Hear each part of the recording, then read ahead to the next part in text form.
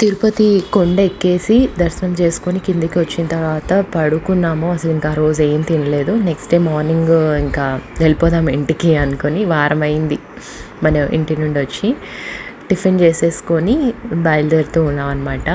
Room checkout చేసాము. Night ఇంక ఎట్లా పడుకున్నామో అర్థమే కాలేదు. బట్ అంత రాత్రి కూడా మేము ఏం చేసామంటే, నేను వర్షిని అయితే స్నానం చేసే పడుకున్నాము.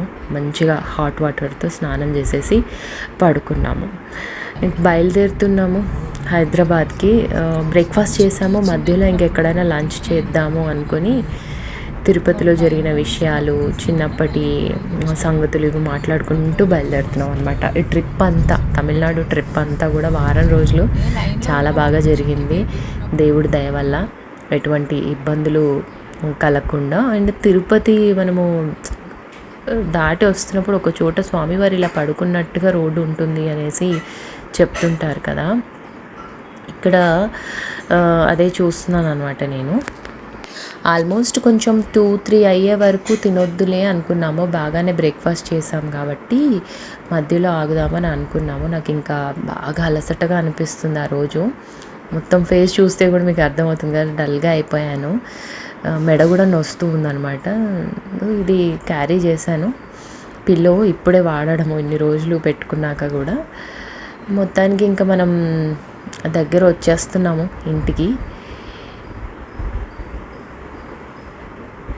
ఏదో టోల్ ప్లాజా గురించి నేను డిస్కస్ చేసుకుంటూ మంచి మ్యూజిక్ వినుకుంటూ వెళ్తున్నాం అనమాట. అద్దంకి దగ్గరలో ఉన్నాము.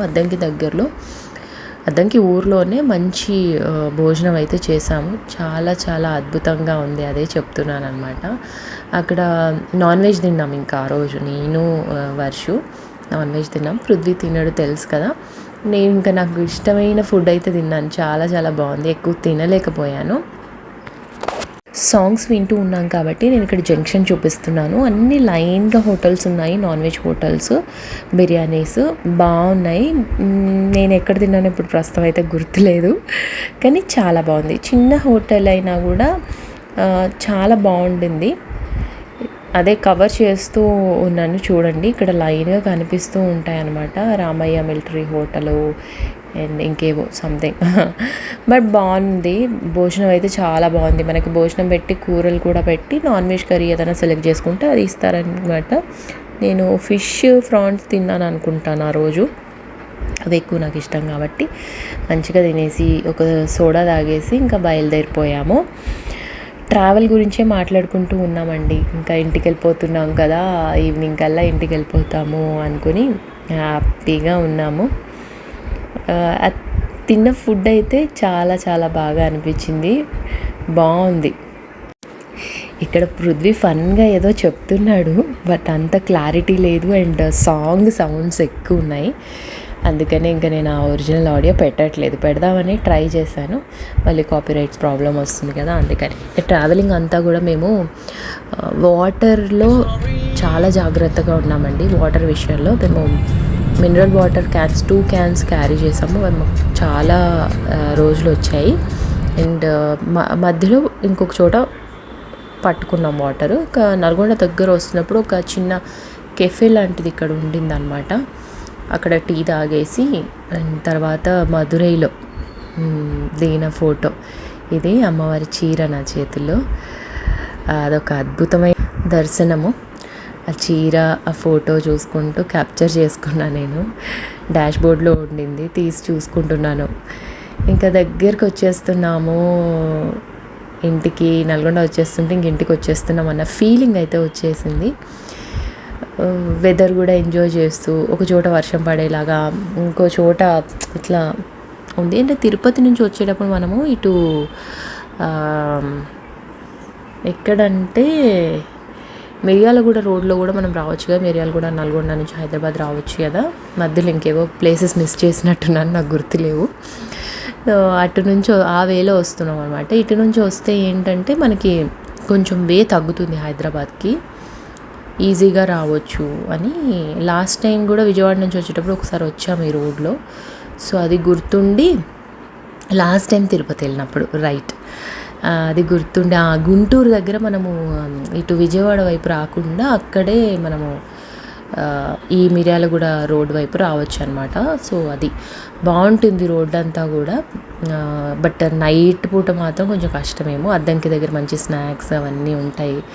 ఈవినింగ్ పూట ఒకవేళ మనం క్రాస్ చేస్తుంటే మంచి స్నాక్స్ తీసుకోవచ్చు. పంట పొలాలు ఇవి చూస్తూ వాటి గురించి మాట్లాడుకుంటూ ఉన్నామన్నమాట. అండ్ ఇంకా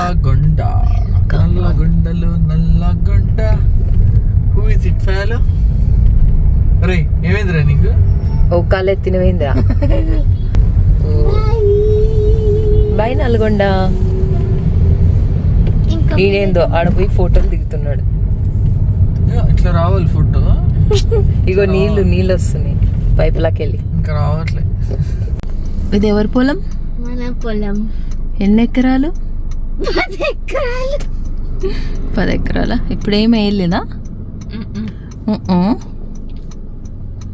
నిజంగా పొలం మాదనుకున్నారు, మాది కాదు.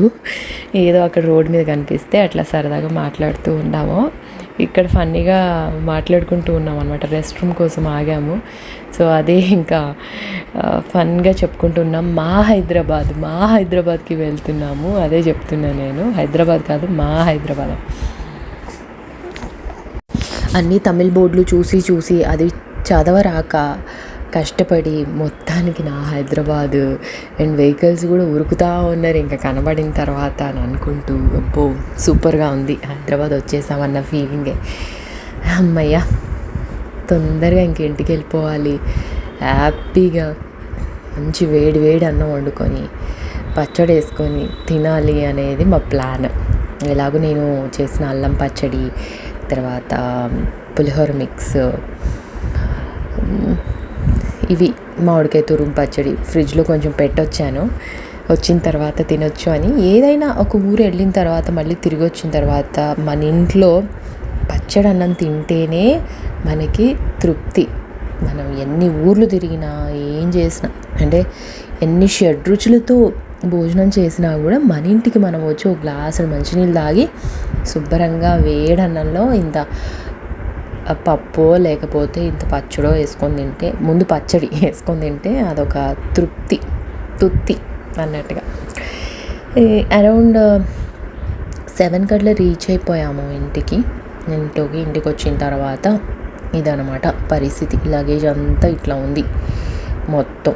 దీనంతా సదరాలి. తర్వాత రామేశ్వరం నుంచి తెచ్చిన వాటర్ నెక్స్ట్ డే మార్నింగ్ ఈ డబ్బాల్లో డిస్ట్రిబ్యూట్ చేస్తున్నా. ఎవరెవరికి ఇవ్వాలి ఏంటి అనేది మొత్తము పెడుతున్నాం అన్నమాట. ప్రసాదంతో పాటు ఇవన్నీ కూడా పెడదాం, రామేశ్వరం వాటర్ అని చెప్పేసి పెడుతున్నాము. అలా ఇంకా మొత్తం ట్రావెల్ అయితే అయిపోయింది. ఇంటికి వచ్చేసాం, ప్రసాదం కూడా పనిచేసాం. ఇది ఇవాల్టి వ్లాగ్. ఇంకో వ్లాగ్లో మళ్ళీ కలుద్దాం. బాయ్.